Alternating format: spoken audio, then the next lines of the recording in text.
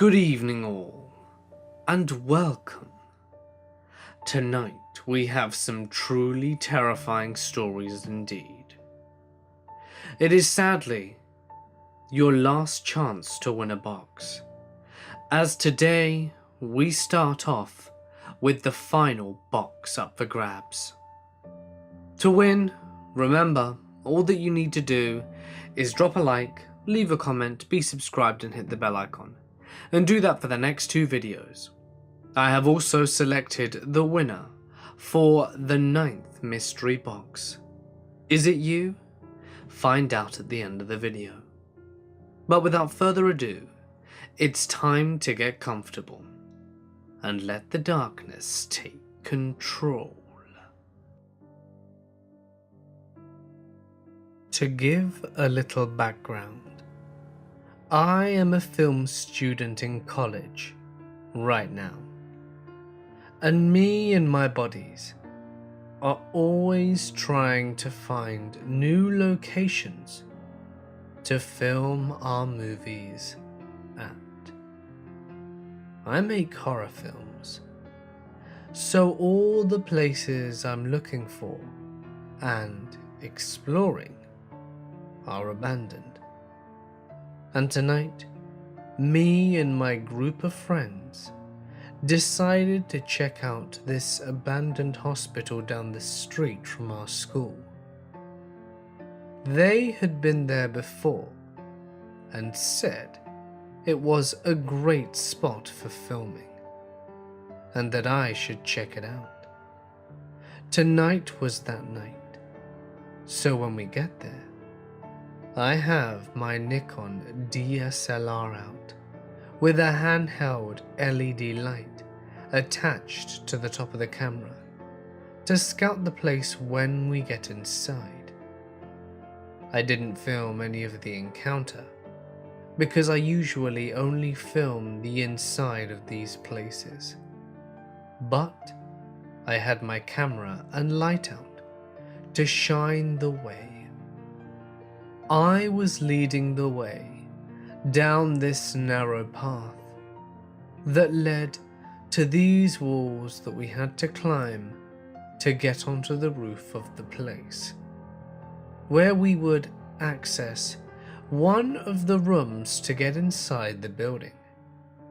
Because I was carrying my camera bag, I was trying to look for another way up.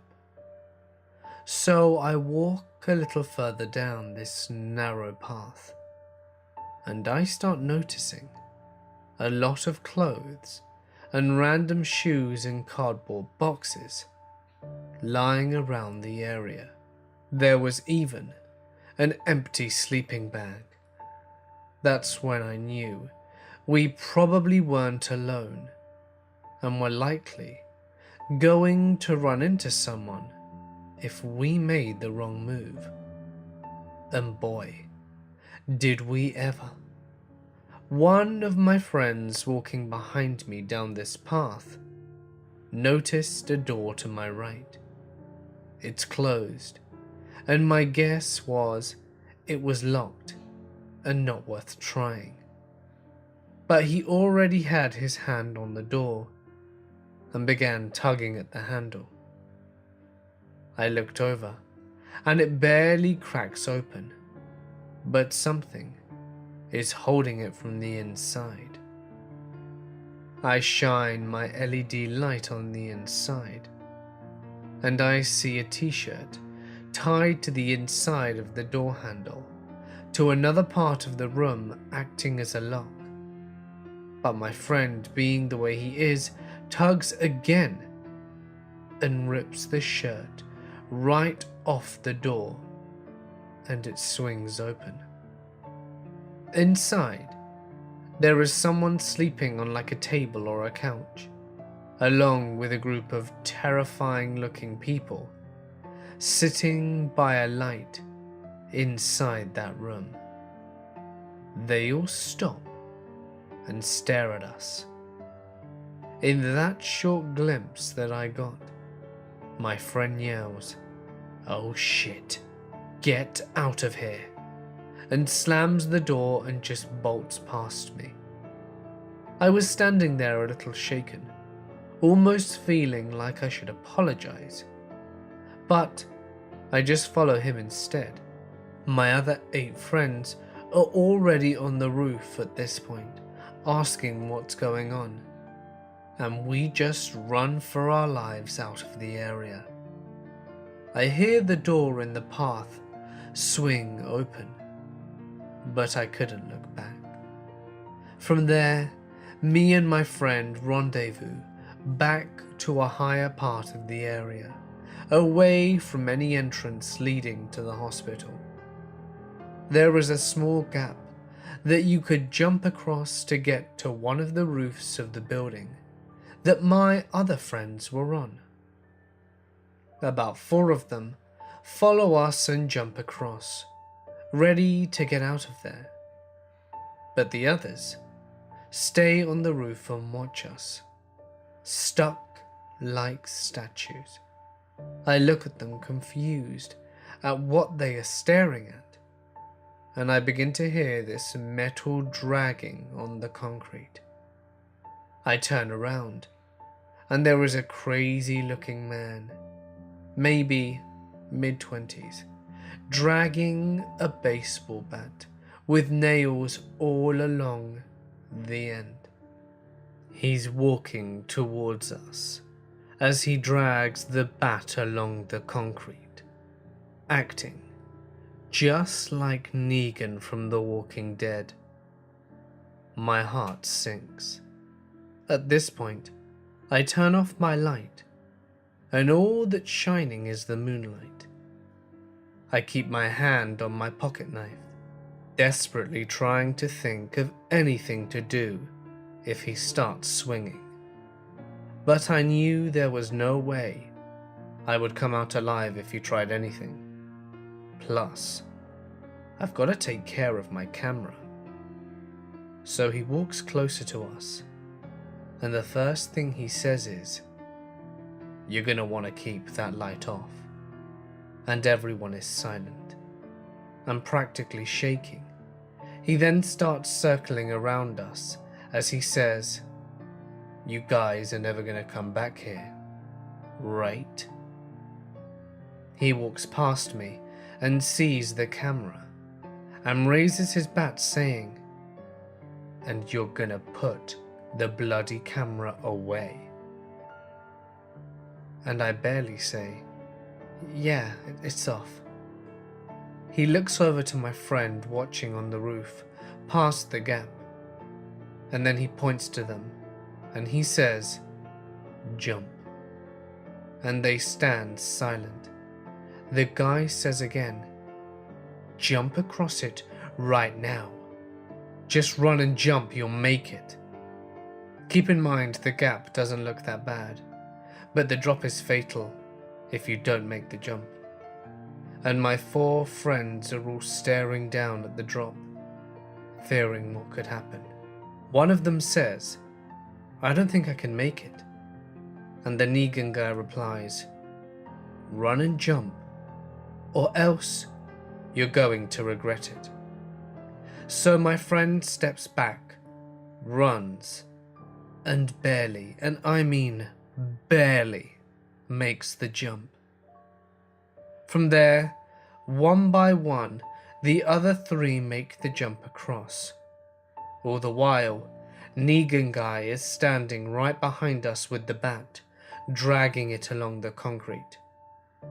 Once we all got across, he says to us, "You're never coming back here again. Do you understand?" And we awkwardly apologize and run away, back to our cars in the distance. I get in my car and look back at the area, and he's still standing there, watching us with his bat as we speed off. Realistically, we could have probably ganged up on him as a group if anything bad happened, but who knows who else was back there.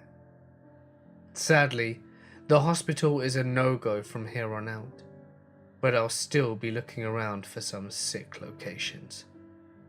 What scared me the most was about how fearless and disturbed this guy looked. He definitely had seen some shit, and undoubtedly he'd used the bat on someone else before. He looked like a killer. He was a killer.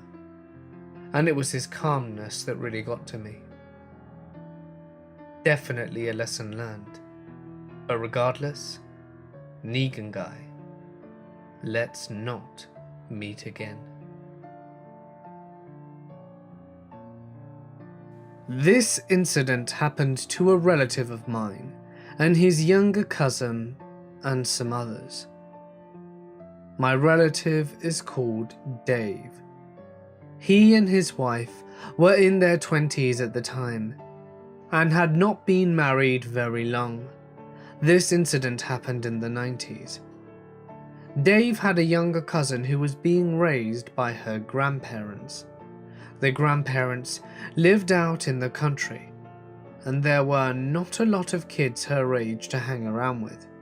So he, Dave, and his wife would often invite her along if they were driving into the nearest city to see a movie or play mini golf or something like that. It was the cousin's 13th birthday, and she wanted to have a sleepover. So it was decided it would be at Dave's house, and the cousin invited 5 of her closest friends. Dave and his wife were not all that mature, and when around the kids especially, they would act like kids right along with them. Anyway, they decided later that night to go to a graveyard, I guess just for the thrill or something, as there wasn't much to do in our tiny town. In our small town, the graveyards around this area are located out in the woods. This particular one was surrounded by thick woods, no houses nearby. It was small and had a chain link fence around it, and a street light near the gate where you entered. The caretaker had a street light installed at some point, presumably to deter teenagers from going there to drink and party. Well, Dave, his wife, and the 6 girls all exited the car and walked around the graveyard and were laughing, joking, chasing each other and telling ghost stories, trying to scare each other and just being silly. They finally got tired of playing around and decided to go back to Dave's house. They all went and got back into Dave's large 70 model car. The girls piled into the back, and of course, his wife, got into the front.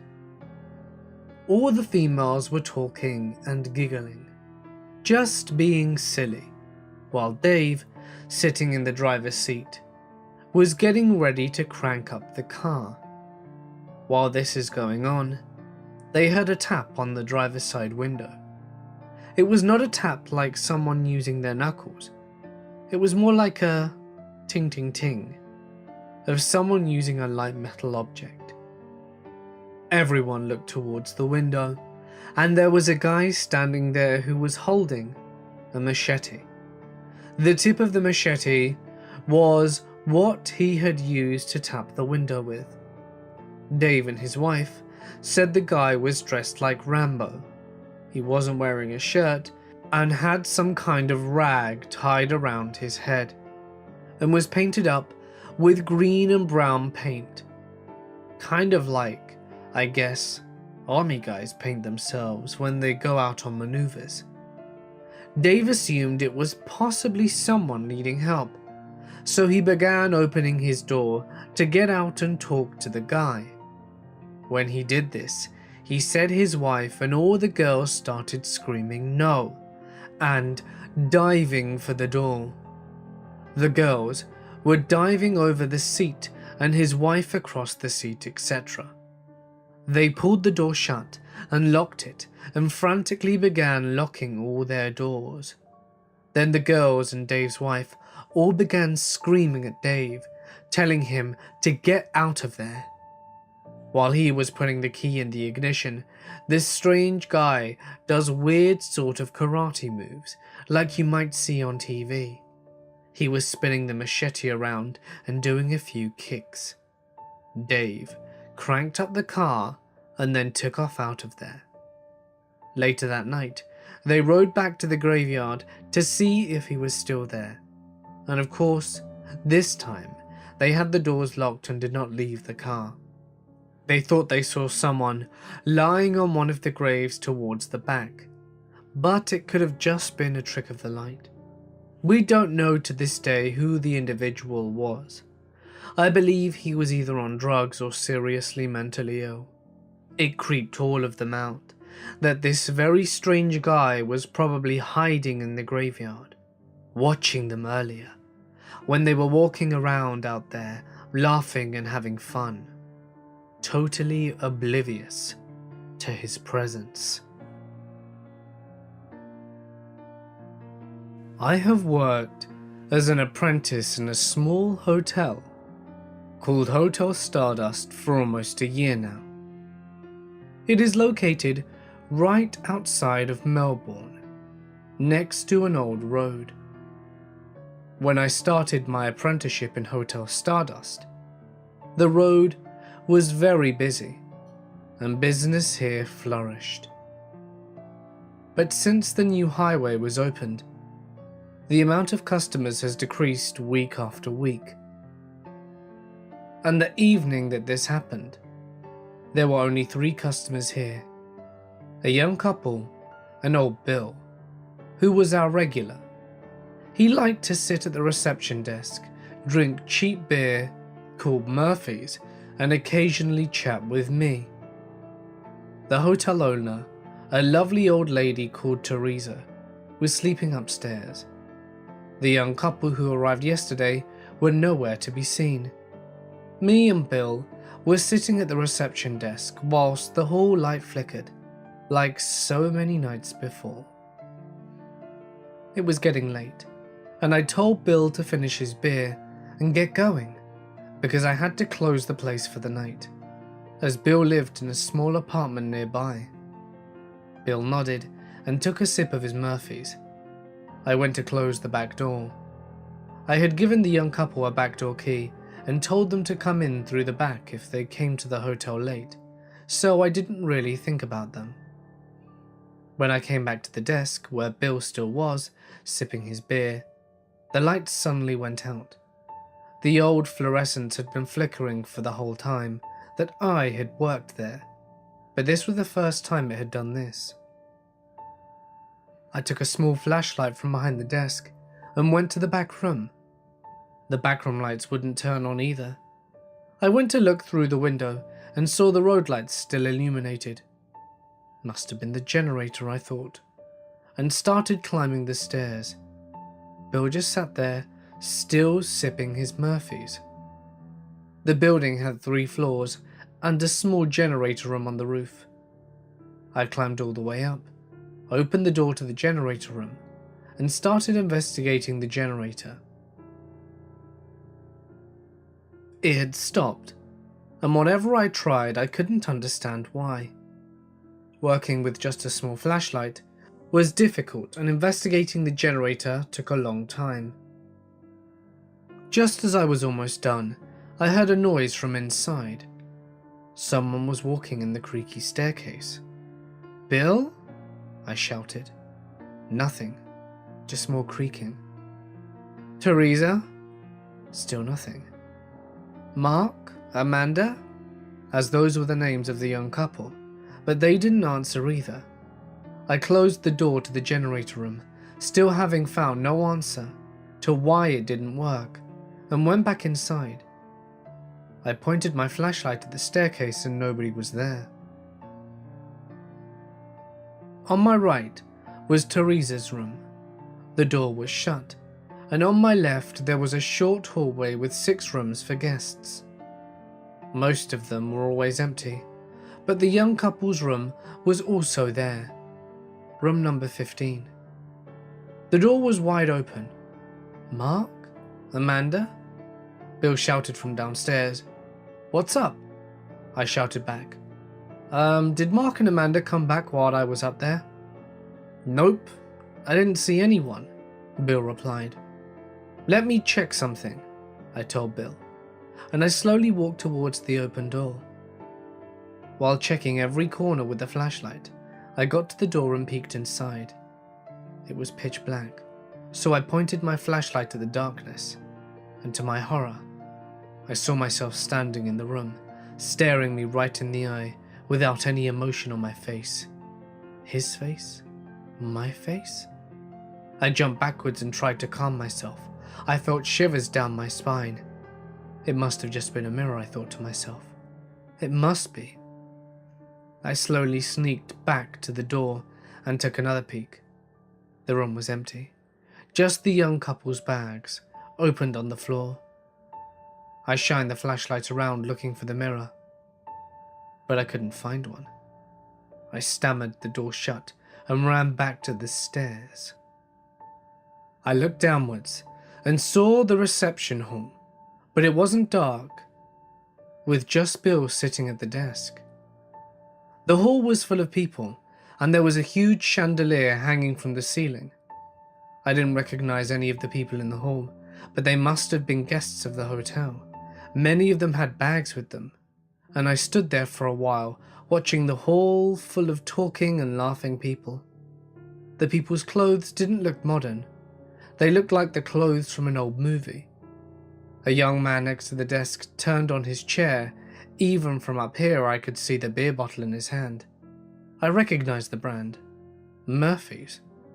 No one else seemed to notice me, but the man next to the desk looked at me straight in the eye and winked. I closed my eyes and shook my head rapidly, and when I opened my eyes, the people had disappeared, along with the huge chandelier, and the hall was dark again. As I pointed my flashlight at the darkness, I heard the generator turn on again behind me, and the lights came back on. The old fluorescent started flickering again, and the chair next to the desk was empty. We never saw Bill again. Chris, Craig, Jen and I all saw the creature. At the time I was probably around 13. Craig was 14, Jen 15 and Chris 16. We were all males. Chris and Craig brothers, and Jen and I their cousins. But Jen and I are not related. We are, however, very close. It was late August in Plymouth, Ohio, a place known to have some really weird stuff going on. Blamed on a cult. I have no reference for this cult, or real information about them. But this is our story. We were sitting on the roof at my cousin's house, because the window out of Craig's room led right to the first-story roof, which was almost flat, and had a tree right next to it. So we could sit out there almost every night that we were together and grab these cigar-looking things from the trees. They were a green vegetable-like organic thing, and I think the tree is actually called a cigar tree. We would just throw them and hang out. So, it was a little past midnight. We always stayed up past midnight, and my parents would get mad because I would be so tired the next day when they'd pick me up. I remember there were fireflies out in the field, which was probably 200 feet long and 100 feet wide. On the left of our view there was a country road, as we were in a very rural area, and across the road and down one block was an old cemetery, which my older cousins always told me horrifying stories about, as any older proper cousin should do. On the right side of our view of the field was a small grouping of trees, and then literally a 60-foot straight drop to the river. You couldn't climb it because it was very crumbly and shale. That river was probably cut out over 100 years ago. At the far end of the field from us, there was a pond. It was dug with a bulldozer a few years earlier and was only about a 15-foot drop. But there was only ever a puddle at the bottom this time of year. The reason I'm giving you these details is so that you can understand the environment. I remember it being pretty bright out, almost a full moon with no clouds. We could see very well, and there was nothing to hide behind in this field. It was wide open to the tree lines that surrounded the property, and the tree lines across the street. Chris had seen the Dogman first.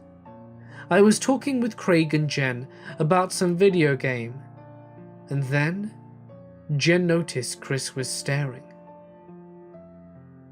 Jen followed his eyeline, and that's when Craig and I looked towards the bank. The trees were providing enough shade from the moonlight that it was hard to tell what it was at first. Chris said something along the lines of it being a dog on its hind legs. Then it came out of the dark and started walking in the field. I was frozen solid and couldn't even breathe.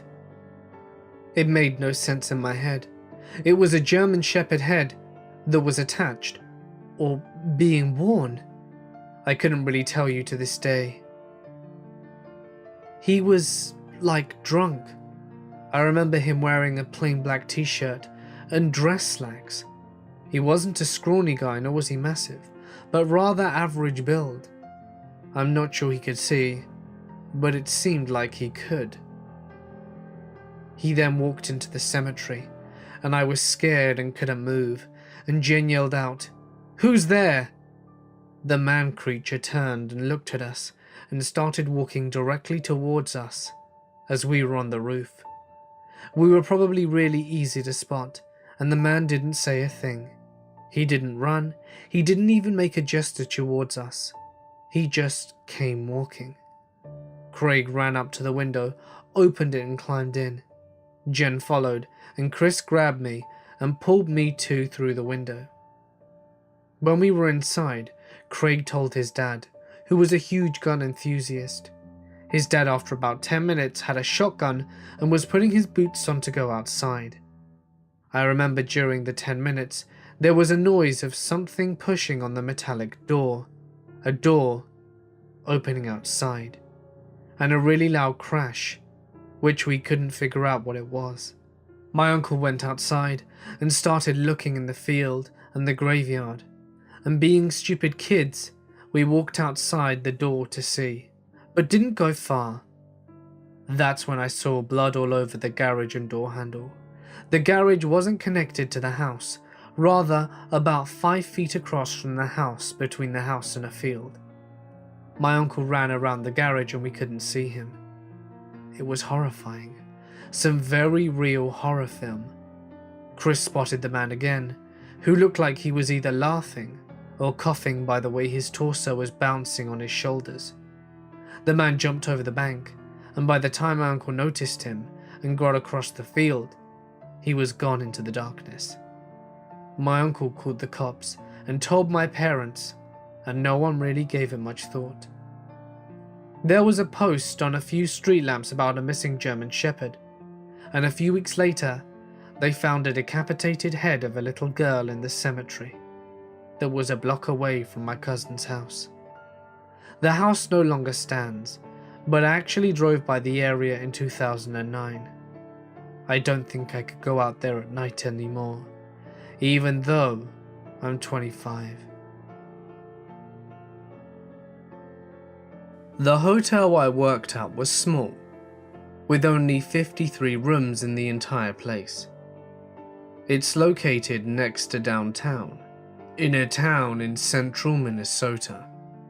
As a night audit, you worked by yourself, with the shift being from 11 PM to 7 AM.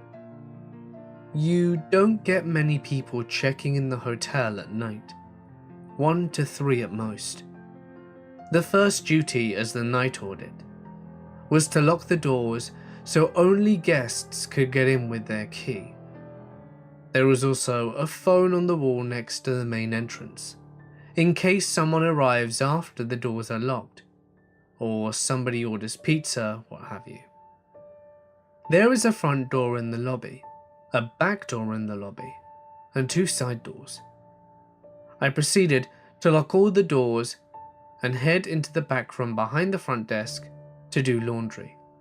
As there is no staff on hand to do laundry, another task for the night audit is to finish anything remaining that wasn't finished during the day.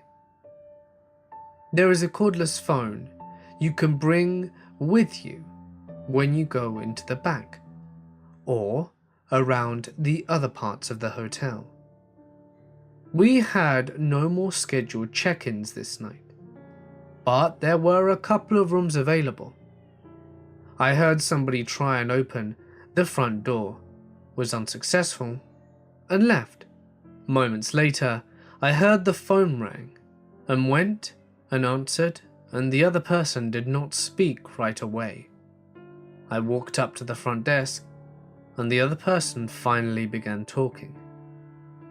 They went on a spiel, saying they were a former cop, and something about having court in the morning, and that if they weren't let in, they were going to come in and shoot me, and that they were circling the hotel. There are windows that look out to the front of the hotel that is visible from the computer I had walked to during the phone call. I told them sorry that we didn't have any rooms available, and they hung up before I could even finish my last sentence. I looked out the window, and there was a person standing across the street, staring back at me with a phone in their hand. At this point, I'm really freaking out, and I go to all the doors to double check that they were locked. It was a good thing I checked, because one of the side doors had been propped open with the doorstop. Obviously, I shut the door and proceeded to go into a conference room with sight of where the person was standing. I kept the lights off and peeked through the blinds, but the person was gone. I was pretty freaked out the rest of the night, because there are windows pretty much everywhere in this hotel, so if this person was watching me, they would be able to all night if they pleased. I am in my mid-20s, but due to my father's work, I've been all around the globe. In the space of 11 years, I lived for varying amounts of time in 5 different countries, while visiting about 6 or 7 more. All of this not including my home country, and very short holidays. This, coupled with my bipolarity and functioning insomnia, has me keeping a meticulous journal from the moment I could write and later type. It has also given me a whole truckload of experiences that make me feel lucky, but of course, for all the good ones, there are some bad ones mixed in. For the past 10 months or so, I have worked as a night porter in a pretty well-known hotel in a medium-sized city in the UK. This place has been around for decades and is immensely popular for its funeral teas and wakes, as morbid as that is. This is because it is across the road from one of the larger local cemeteries, about 1 kilometre from one of the larger churches, and to top it all off, less than 3 kilometres from the crematorium, perfectly situated for the mourner's business. So a couple of weeks ago, I was almost finished on my shift when the sweet old guy that is the cemetery's groundskeeper comes in on the verge of tears. Jacob, he is literally the epitome of adorable, and a very kind old man. He volunteered to work there, even when he was retired, because that's how nice he is. Jacob comes in at around 7:50, as I was waiting for the morning shift folks to turn up, so that I could go home. He started blabbering incoherently, as the emotional do, so I told him to calm down, and if he wanted a cup of tea. Obviously that was a yes, so 5 minutes later he sat down with a nice cup of tea, telling me about what's wrong.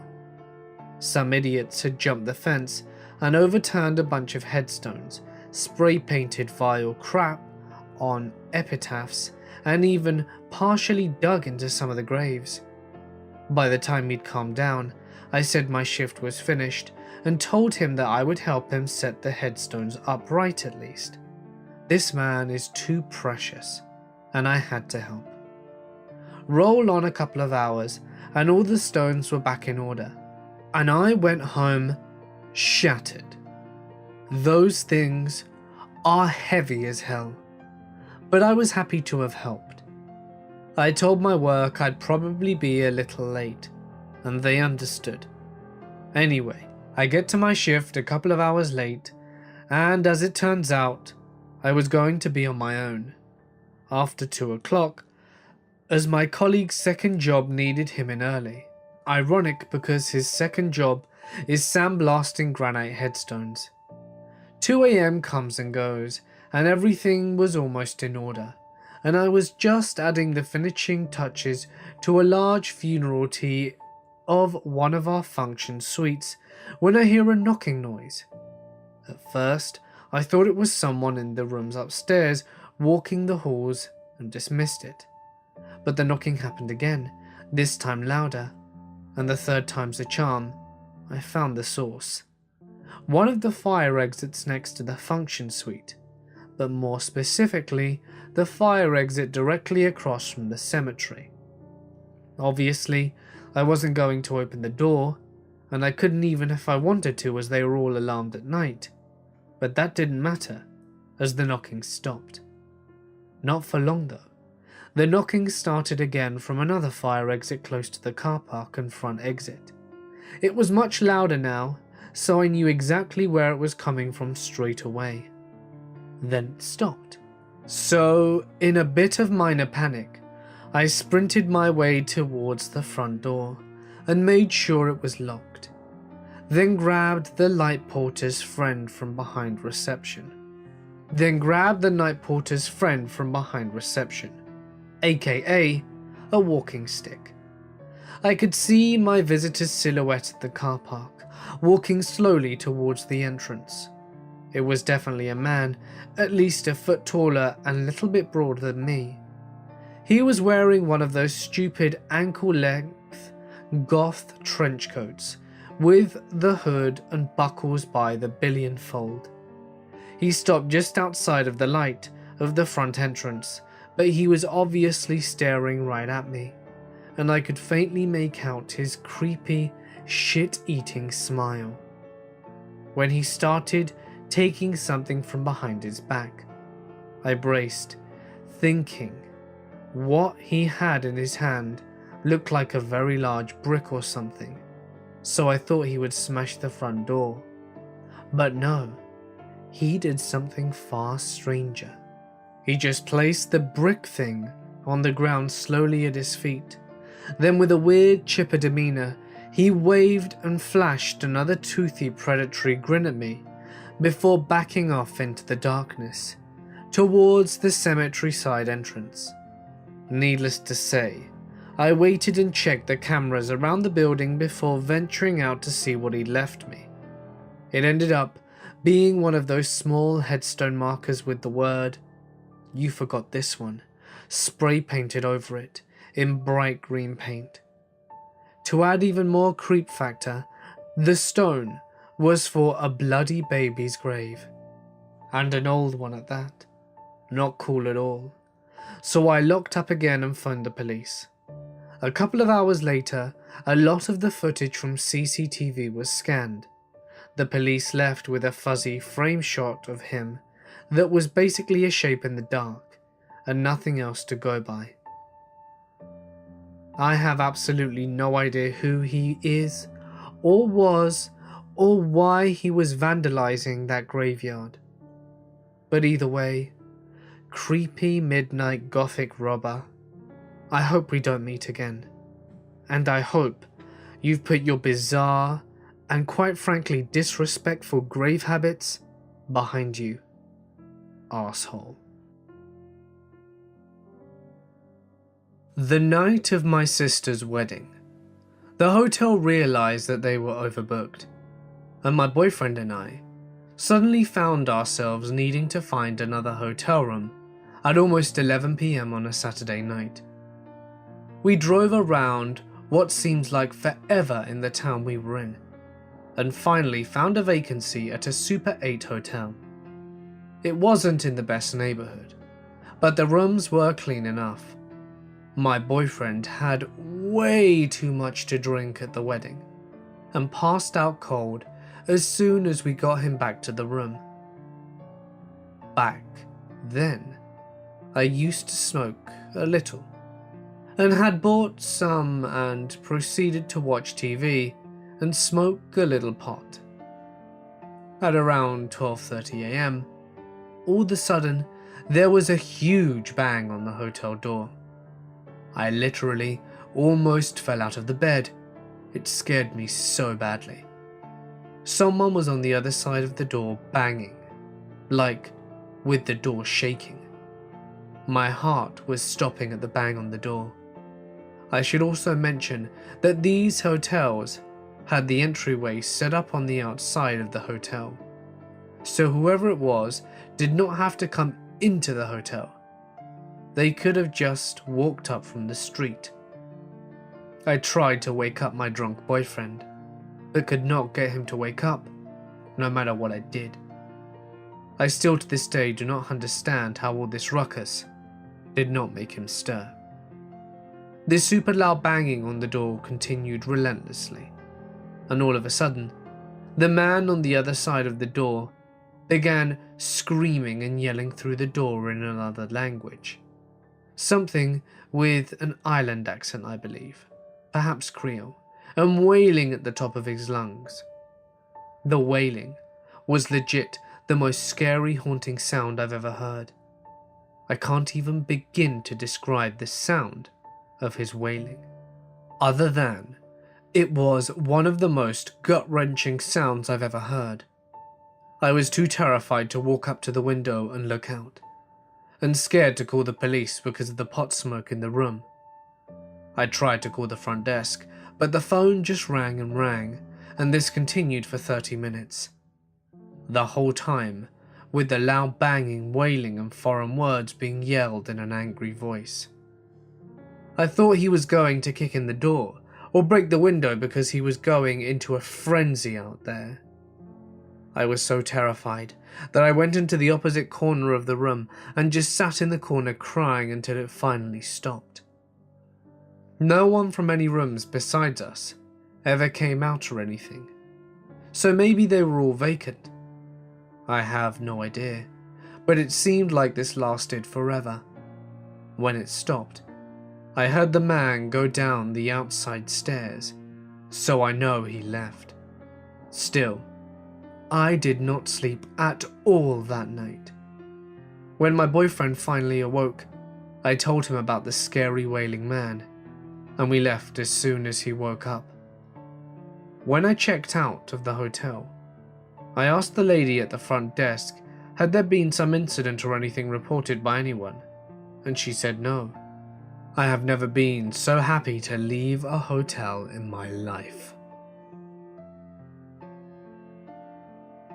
In my youth, I had a few friends that had a band in the local scene, and as anyone who has hung around with the band scene can tell you, you meet all the kinds of strange dudes.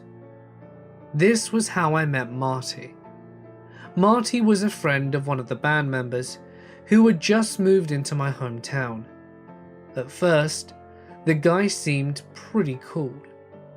He was quite a talented artist, and drew all kinds of morbid pictures and murals the band would use in their live sets. He was an oddball, but then which artist isn't? But a cool guy to hang out with, for sure. However, after a while, he started to become unhinged. Marty started getting drunk and expressed his desire to rob a grave. It wasn't because he was a necro or anything. He said it was because he wanted a human skull to use as a model for his artwork.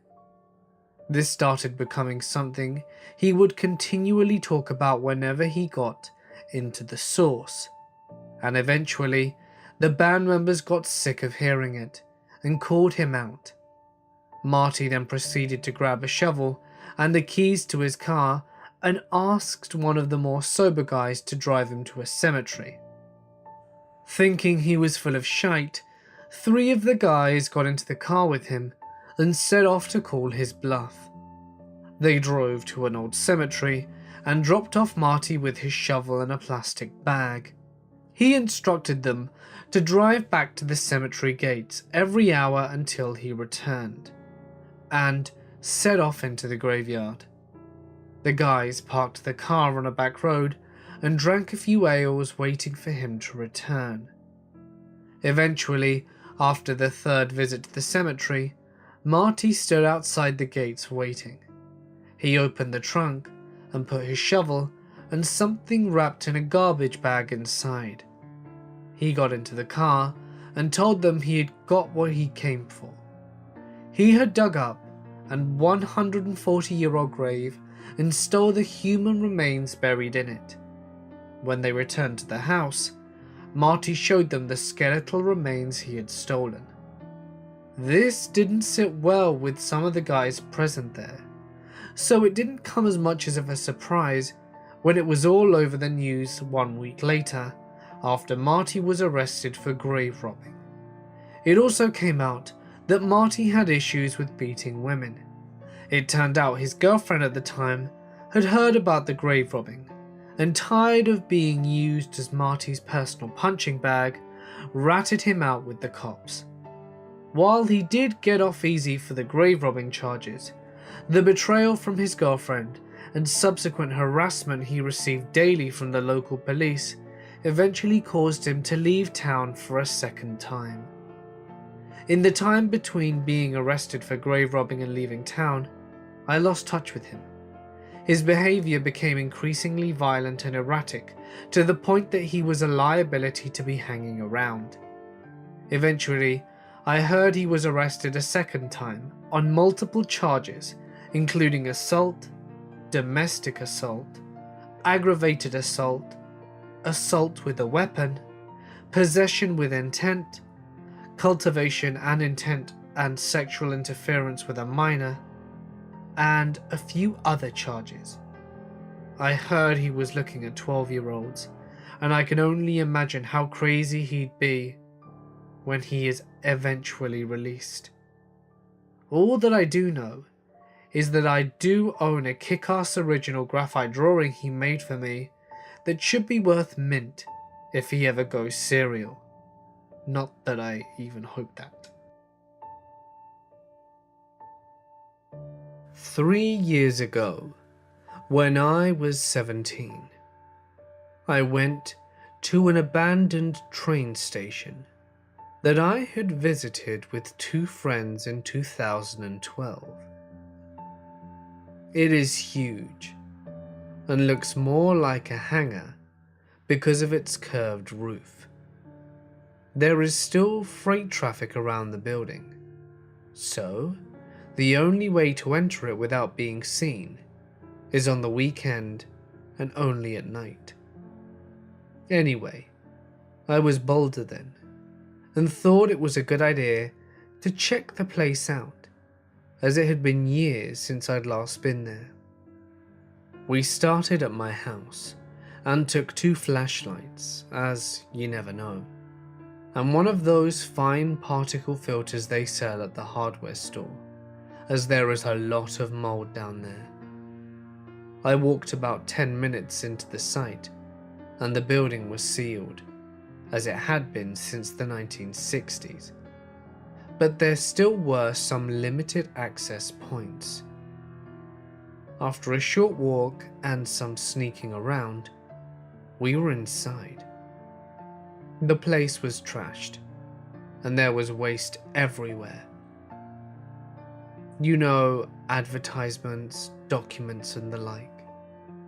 The station itself had 4 major platforms and several smaller ones.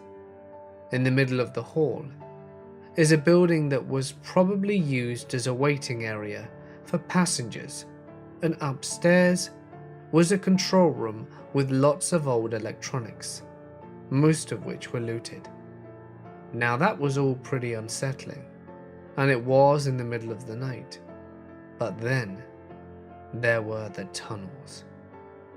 2 dark tunnels, one small with stairs leading down, and one huge with a big ramp, so big that cars could drive down there. The smaller one led to some showers and toilets, and also some rooms that looked like they had been offices some 60 years ago. So I grabbed some metal pole and make my way down the big ramp. It leads down parallel to the tracks and makes a 90-degree turn to the left. The tunnel itself was scary as hell. Just imagine one of the metro tunnels from Metro 2033. After the turn, the tunnel goes on for about 150 meters and ends abruptly as the exit to the crossing was sealed by more modern-looking metal sheets. 3 years ago, me and the boys bent the lower metal sheet so that we could squeeze through. The thing is still bent. No one goes there anymore, I thought. After the seal, the tunnel splits into 2, one leading up and the other leading down. I went down, passing more rooms with looted electronics and scattered documents. We were underground, but when it rains, the entire thing gets flooded, and there's about half a meter of water, at which point you have to turn around and leave. There are shafts where cables would be leading straight down. When the entire thing is flooded, you don't want to step on one of those. The scariest thing though was when we found an old elevator shaft down there. I peeked over the edge and see this thing goes down for 3 meters. I jumped down and landed in what I first thought was waste, but I landed in hundreds of dead pigeons, all dry and dusty. I almost shit myself. I think they somehow got trapped there and died, and someone just threw them all down the shaft. I booked it out of there pretty quickly after that. I had recently moved to a new town and had been job hunting. I stopped by a hotel on the shoreline and went in to see if they needed someone for front desk work. Inside was vacant, dark, and smelt stale. The man behind the desk had an extremely thick accent, and it was very difficult for me to understand him. It seemed like he was the only person in the whole building, and I got a strange vibe from the whole place, but stayed to fill out the application and turn it in as quickly as possible. I could feel him staring at me the entire time.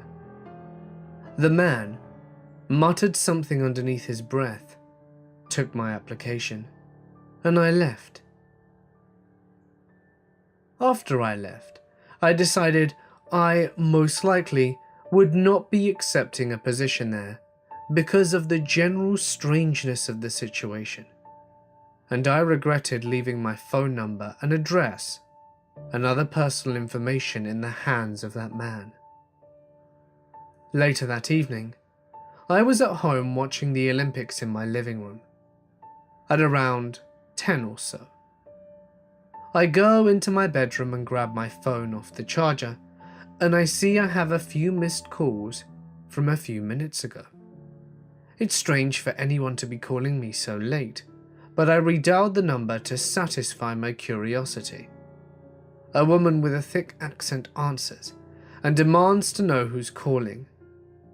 I politely told her I had a missed call from this number, and she starts screaming "no" at the top of her lungs and hangs up. It freaked me out that she had used my name in her crazy talk, but I figured it was some crackhead that misdialed my number. I take my phone with me back into the living room and sit down. Right then, my phone begins ringing again. I answer, and it's the man from the hotel yelling my name over and over. He is screaming at the top of his lungs, and I can hear the woman yelling too. I could catch pieces of what they were saying, but in between their accents and both of them screaming, it was difficult to get it all. I heard, "Disturb my phone, disturb your life, you can't see," and that's about it. I hung up very quickly and proceeded to flip out. They called me back 14 times within about 20 minutes. Thankfully, I didn't have my voicemail set up, so they couldn't leave anything. My husband came home around midnight, and I told him what was happening. He laughed it off and said they were probably on drugs and just dialed my number to mess with me. I really hated the fact that these people had a decent chunk of my personal information, but I figured they were too crazy to do anything but make creepy phone calls at night. I finally calmed down enough to go to sleep at around 3 in the morning. About half an hour later, I woke up to my dog barking, growling, and charging at the back door. I know immediately something is wrong, because she never acts like this and is well trained. My husband and I both sprinted into the living room and saw a hand reaching through the doggy door, clawing at the tile.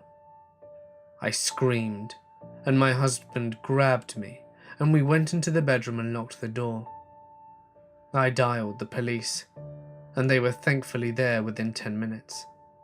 But by this point, the man was long gone. It didn't matter though, I knew exactly who it was. I gave them my statement and showed them my call log from earlier. They called the number, but it was a prepaid phone, so there wasn't a lot they could do to trace it. By the time the police left, it was around 5:30 in the morning, which was okay with me, since I wouldn't be able to sleep regardless. A few hours later, my husband, who was still really pissed off, decided to go to the hotel with me to try and get some information about the guy and inform the staff that this guy was nuts. We spoke to the manager there, and he told us that the man I described had been fired a year ago from stalking a housemaid. What the hell was he doing in the lobby last week then? They checked the security cameras and discovered that he was constantly around the hotel and staring in the windows. I guess he had snuck in whilst the manager left the desk right as I walked in. The manager contacted the police and was able to file trespassing charges against him. Now at least, the police are looking for him. At this point I'm in tears. I had given a crazy person all my information, and he was harassing and stalking me. I'm still receiving phone calls from strange numbers during the night, but luckily, he hasn't returned to the house as far as I know. I contacted my references I had used on my application to let them know of the situation. Apparently, my old boss was left a voicemail at around 2 in the morning on Monday of heavy breathing and perhaps some sex noises. This past week, I haven't been able to sleep at all. I'm a nervous wreck and jump out of my skin every time my phone rings or I hear my dog barking. My friends and I, after working the close shift at Mackie D's, used to drive over and go wandering around the grounds of an old hospital that used to house mentally ill patients a long time ago. It was called Whittingham. So this place was massive, and in the 60s had gone through loads of controversy, of ill treatment of patients, medical testing, basically all the bad shit. And between our friendship group, these had turned into rumors and stories of haunted buildings and the like. They had built a new hospital next door, but the grounds to the place were huge, abandoned, and barely even guarded, as this was around 1999 to 2001. Anyway, we used to drive over, park up, and just climb the fence. Each time we would try and discover a new building or area. Quite often the floors would give way, or we would have to jump across big holes in the building. It was pretty dangerous, but there were wards, huge halls, massive old Victorian buildings with towers, an old church, and just an amazing place to explore and scare the living shit out of each other. Think creepiest place you can imagine, and you're probably on the right track. It was literally something out of a horror movie set. I remember one time we were walking across an old theatre room, and a friend actually fell through the floor to the basement. He hurt himself pretty badly, but trying to get him out and find him was the worst. I have a million funny stories about this place, but there are two terrifying times that will stick in my mind forever.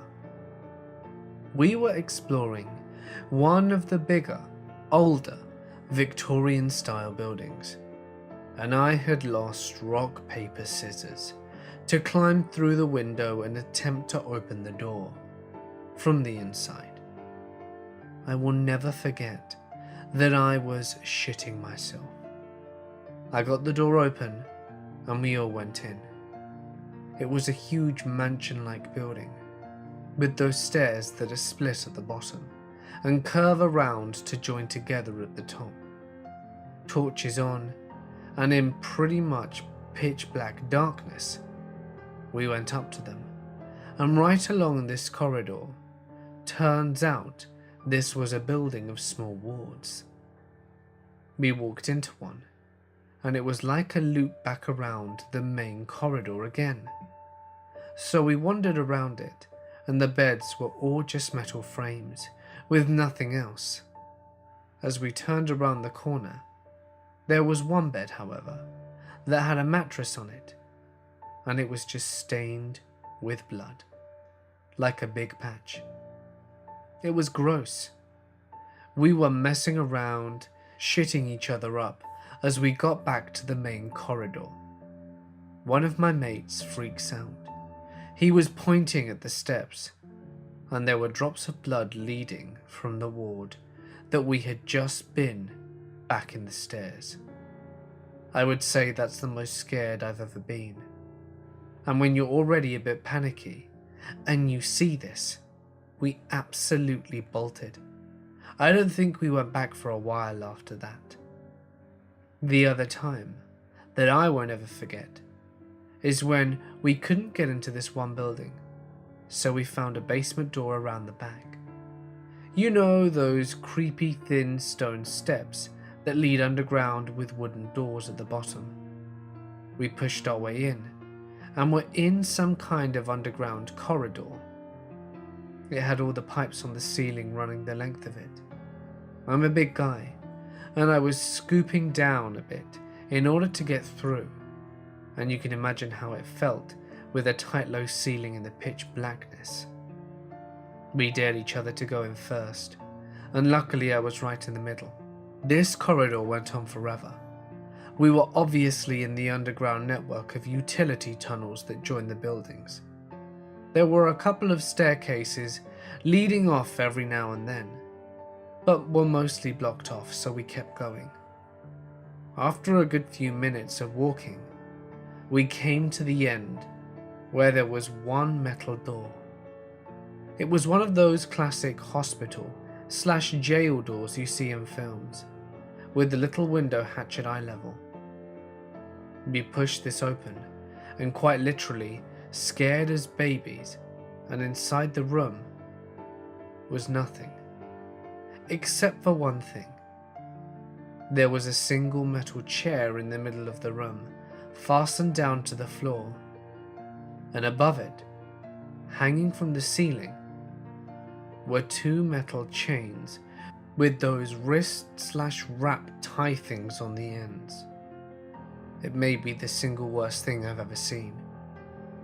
We all knew what it was and what had probably happened there, but to see it firsthand, in this hidden underground room, at the end of this shitty corridor, it will never leave me. That image. The stories of abuse at this hospital are widely known, but this was too much. I work the night shift at a hotel, so I have had a ton of weirdos come through, but this is the most recent. Everything started off normally. Usually, once I click in at 11 PM, I can just sit at the desk and only see a few people. I am a loner, and I prefer it this way. Anyway, at around 2:30 AM, a guy in his 30s comes down and stands in front of me at the desk. I have worked this job for 5 years, so I can pick out the weirdos pretty well, and I knew right away something was off about him. He didn't say anything at first, just stared at me, so I asked him, "Can I help you?" He mumbles something, and all I can make out is the word coffee. I tell him there's fresh coffee available in the breakfast area behind him. He turns to look, then looks back at me confused. "Do you have some coffee I can take to my room?" My first thought is that this guy is drunk as hell, and I told him he could take a cup of the already made coffee, or I could give him a couple of packs to take back to his room. He wanted the packs, so I grabbed a couple and gave them to him, hoping that's all he wanted, and I could go back to watching TV. No such luck. He kept standing in front of me, looking at the packets of coffee confused. I've had enough of drunk guy, so I walked over to the other side of the desk and stare at the TV, ignoring him. After a few minutes, he wanders into the breakfast area and stares at the pots of coffee. Then he wanders over to the fruit, the cereal, yogurt, back to the coffee, just staring at everything and walking in slow circles. After a while of that, he stops looking at the food and looks at the ground, then starts muttering to himself while he's walking in circles. Now, he is officially freaking me out. He is at least 6 inches taller than me, 50 pounds heavier, and I am the only one on shift. I start thinking of escape options, like locking myself in the laundry room, running to the gas station next door, etc. I've had to do it a few times when things have gotten really bad, so I try and plan ahead when someone is giving me very bad vibes. About 15 minutes after he starts walking in circles, he heads down the hall, still muttering. I relax, happy he's gone to bed to pass out, and I'll have the lobby to myself again. About 5 minutes later, I glance out the front door and he's right there, staring at me smoking a cigarette and still talking to himself. I'm starting to think he's high on drugs, and that scares me enough to grab a pair of scissors when he's not looking and hold them down by my side. I start to think about calling the police, but what for? He hasn't done anything. So I decide to wait it out and hope he goes to bed soon, since it was after 3 AM at this point. For the next 30 minutes, he walks up and down the halls through the lobby and outside, then comes back in through the back door and loops around again. The third time he walks by me, still talking, I was terrified and was on the verge of saying screw it, calling 911 anyway just to have someone else there with me. Just then, an old woman walks up to the desk and asks me to call her a cab. She has no idea how happy I was to see her. I call for her and start chatting her up, very unusual for me, just to keep her in the lobby. The weirdo comes around the corner for the 4th time and the old woman tells him to pack his stuff. They're leaving because he woke her up and she couldn't go back to sleep. Apparently this old lady is the weird guy's mum, and I feel much better knowing he was going to leave as soon as the cab got here. As soon as she told him to pack his stuff, he gets angry. He didn't want to leave. He told her to go back to bed, but she was adamant, and they argued for a bit, which was quite awkward for me just standing there watching. He goes upstairs to pack, and she explained to me that she could tell he was getting agitated, and it was time to take him home. I talked to her for a while, and she opened up to me and told me that her son is schizophrenic, and she is the only one who will take care of him.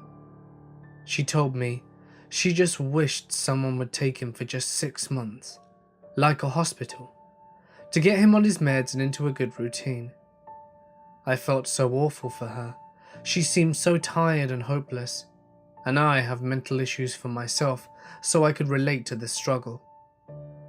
All of a sudden, the weird guy comes running up, demanding to stay, and they argue, except this time, he sees me watching and focuses on me, storming up to the desk and screaming, "She's going to call the cops. I didn't do anything. Are you going to clean my kitchen?" And other horrible things like that, while I just stood there stunned. I held up the scissors to defend myself, and his mum screamed, "Stop! Do you hear what you're saying to her?" And he calmed down, just as fast as he snapped. The cab pulled up, and as much as I felt for his mum, I was happy to see them pull away. This happened in the summer, and I believe I was around 12 at the time. I was staying in a hotel in a fairly large city with my mother and younger brother. We were visiting other extended family, but chose not to stay in their house. My brother is younger than me by a decent amount, so I was usually told to keep an eye on him. On the day we arrived, my mum told me to do just that while she checked us in and received our room key. So, my brother and I sat down on a couch in the lobby and relaxed a little bit. While we were sitting, a man in about his mid-40s strolled into the hotel. The couch was facing the hotel doors, so I got a good look at him. I remember that he was very average looking. Describing his features in detail could generate several different images. The guy comes in and sits on the couch opposite ours. I didn't think anything of it until I realized that he didn't go to the counter first. He just came in and sat. It made me feel a little uncomfortable. I thought that he might have followed us in. Thankfully, my mum called us over and told us that our room was ready. We left the lobby and went to our room.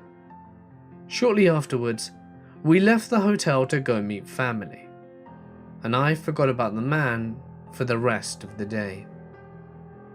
We returned at around 7, and my mother told us that we could go swimming in the hotel pool.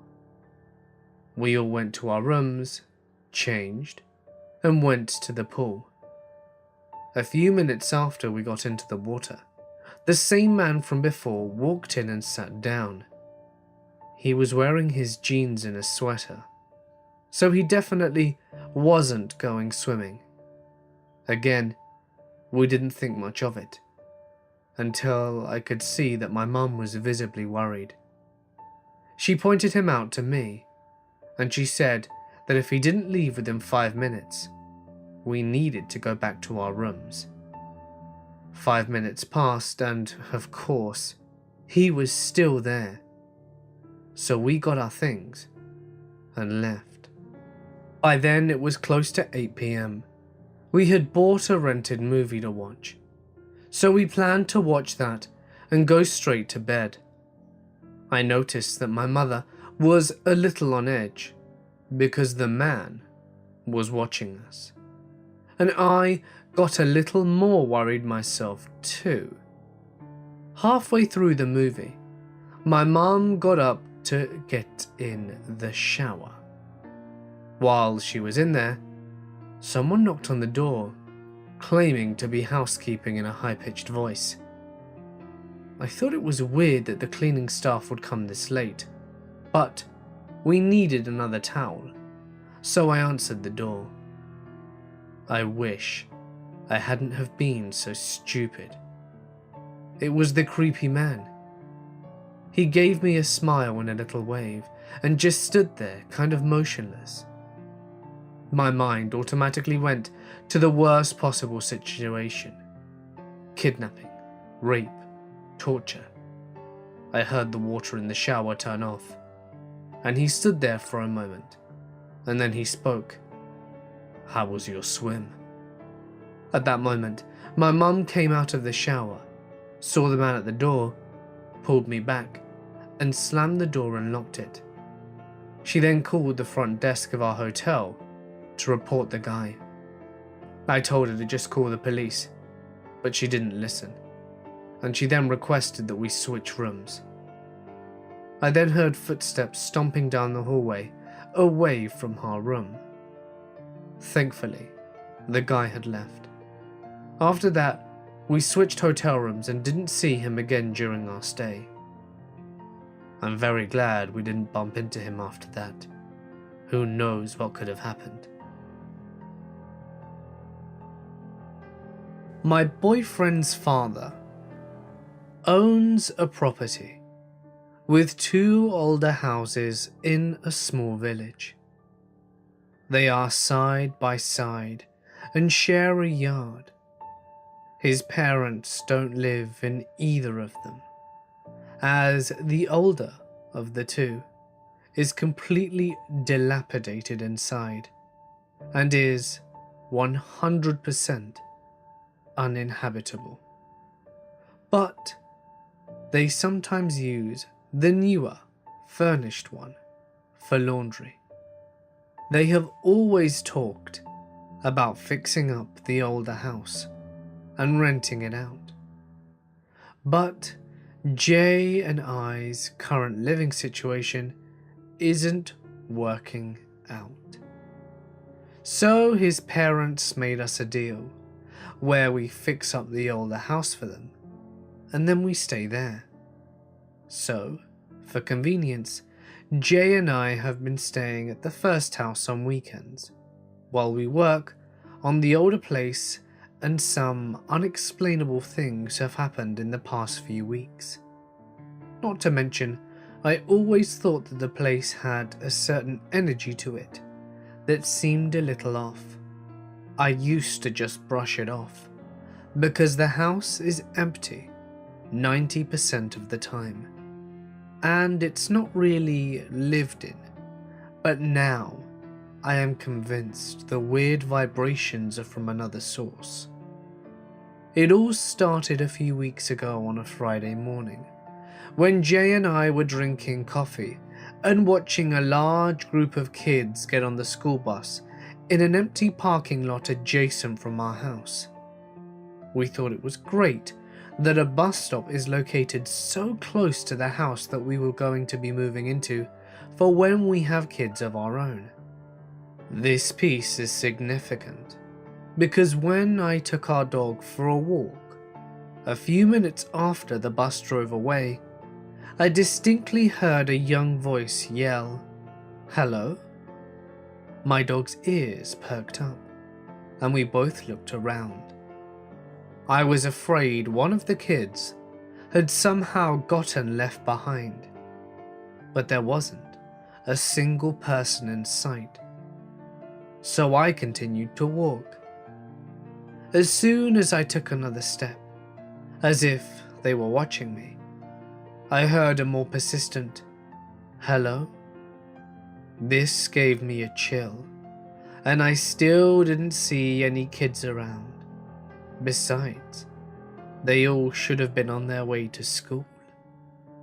The next week, we painted the attic of the old house on a Friday, and the following Saturday, Jay noticed a trail of paint droplets, the exact color that we used, upstairs on the kitchen floor in the new house.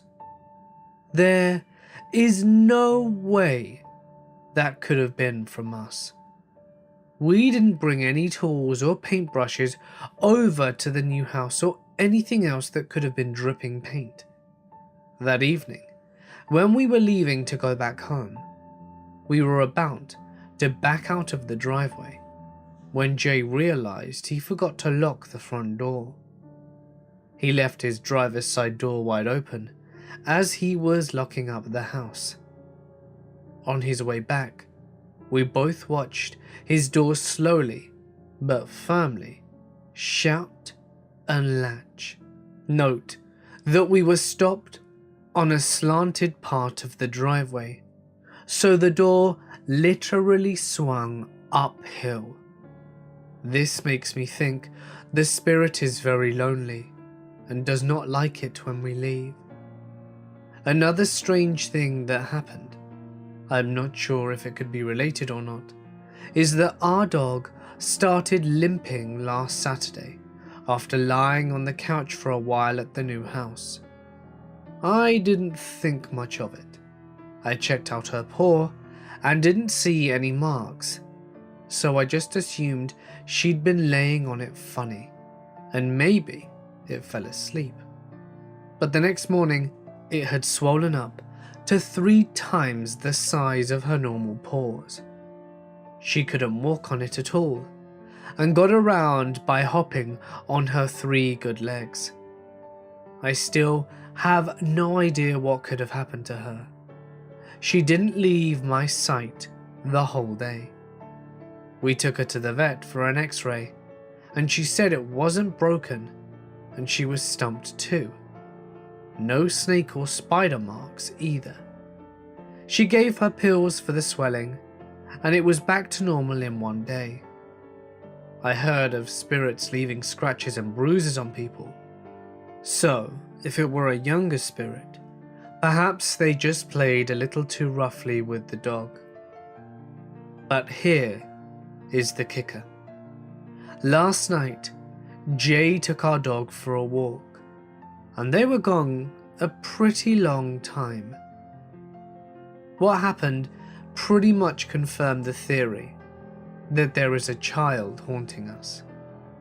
He said they started by taking the usual route around the block, but when they got to the first corner, she triggered on something and started relentlessly pulling him straight ahead instead of turning. She's a pretty strong pit bull and was acting like it were urgent, so he just let her lead him to see where she wanted to go. She ended up taking him to a cemetery not far from the house that we didn't even know existed. She dragged him to a specific grave and started rolling on it. Jay said The dates on the headstones were 1992 to 1994. After rolling around a bit, she got up, shook off, and casually walked back to the house. I lived in Hamilton, Ontario for 5 years whilst at university. There were many nights I just couldn't sleep. So I often ventured out on foot and by car. There were a lot of abandoned buildings in the downtown, which I left alone, because I guarantee they were full of crackheads and homeless.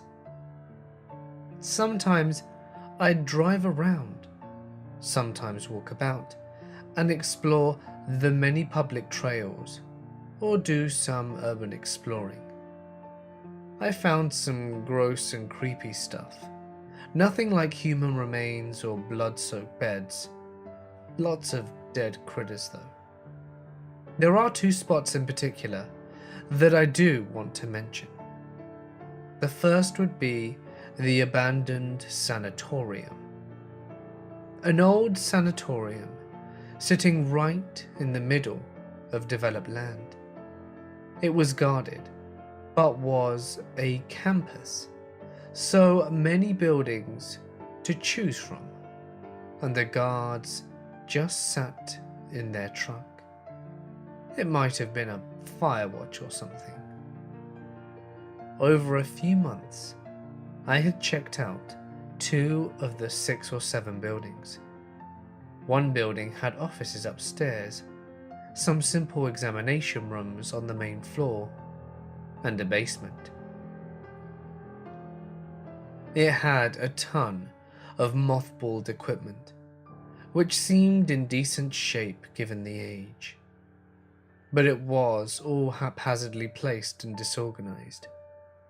It didn't seem like anyone had trashed the place, or even gone in.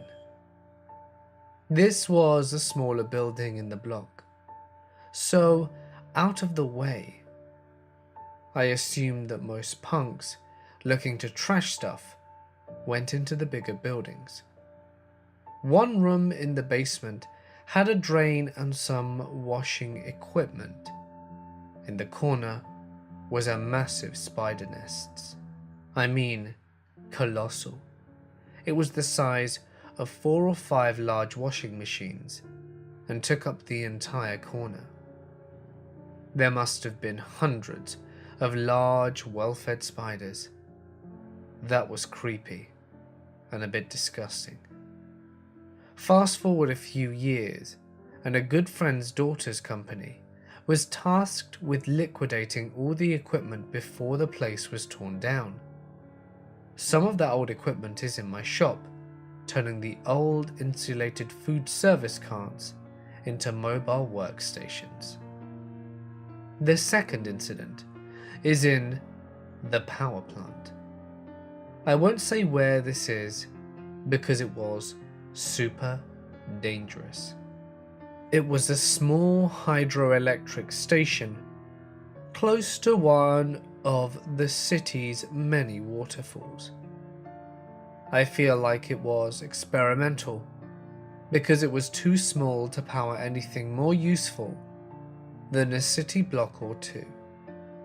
I say hydroelectric because there were large steel pipes coming in and going out of what I had to guess was turbine housings. The flow path would have been downhill. It was a mostly concrete building built into the side of the mountain, accessible via going off the public trail into the woods for a few hundred meters. There's an old road leading to the structure. Road leads to nowhere today. The trail wound up and down the mountain, and during the winter you can spot portions of the structure, which is how I found it. lots of tagging inside and out. I made my way inside and explored a bit as it was poorly secured. I entered a room towards the back of the structure and smelt like something rank. It was coming from a pit. There's no way to tell how deep it went, but it seemed like it went down for a long way. The room was mostly barren, except for some in-wall control panels and a bunch of stuff much too rusted to make out. There were overhead chains which reached into the pit. The chains were super rusted, and I assumed more rust than steel. Here's the creepy part. The pit was in the middle of a room and full of dark black water. The water level was about 10 to 12 feet, I guessed from the edge. There were no ladders or anything descending down into the pit. There were carcasses, bodies of animals floating in the water. They were badly decayed, bloated, and disgusting. I just about puked 2 to 3 times. My best guess is the pit had a crack in the foundation or something, and filled with groundwater since the roof looked solid. One animal must have fallen in, unable to get out and sadly drowned, and the scent attracted more and more. There were no windows, and if I didn't have a good flashlight with me, I could have easily walked right into the massive hole. There were holes in the floor for what was obviously a guardrail. Instead, there was just piles of rust flakes here and there circling the pit. I didn't take pictures. I didn't lean anywhere close to the edge after seeing that. I just couldn't risk falling in. I would have simply thrashed, then drowned. I dragged some rusty shit debris in front of the door leading to the room and split. My hope is, by blocking the doorway, it prevents someone from walking in and blindly falling in there. Hey guys, it's Mort here, and thank you so much for listening. I hope that you enjoyed tonight's video. But without further ado, it's time for the moment that you've all been waiting for, and potentially even skipped ahead just to listen to. The winner of the 9th mystery box is Cade McAlvin. Well done, Cade. I hope you enjoy your prize. Best of luck everyone on the remaining box. But don't forget there's also a handful of consolation prizes that will become available on June 9th. More details about that once the competition is over. Be sure to tune in for the final 3 days of the competition. And if you've got a story that you would like to share with me, just send it to me via email or submit it to my Reddit. But anyway, for now guys, I'm going to sign off. Stay awesome. Congratulations, Cade. And I'll see you in the next one.